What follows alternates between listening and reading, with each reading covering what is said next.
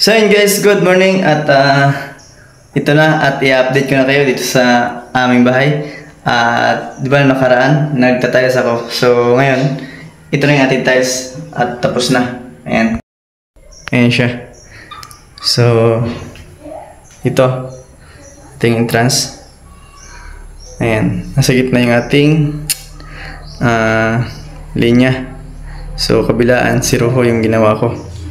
Ayan. Okay naman siyang tingnan. Ayan. Ayan siya guys. So, ang ganda ng ating tiles. Ayan. So, ayan. Ayan guys. So, ang isusunod natin dito guys ay skim coat. Ayan. So, i-skim coat natin yan. Ayan. Hanggang dyan. Paikot yan. Ayan. Ayan. Ayan. At ito yung ating garden sa labas.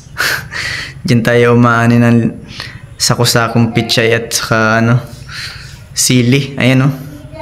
Saka may pa ako dyan. Ampalaya.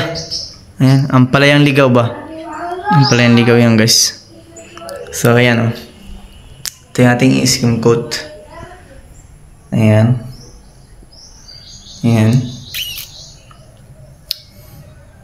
Ayan. Ayan. So, ito yung ating si Rojo natira. Kasi wala na tayong simento. So, hindi pa pala talaga tapos.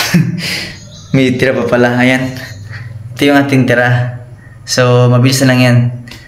Kulang na lang ng simento. Ayan. So, dito sa loob, sa tindahan,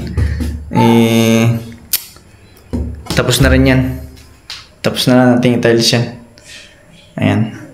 Sa loob.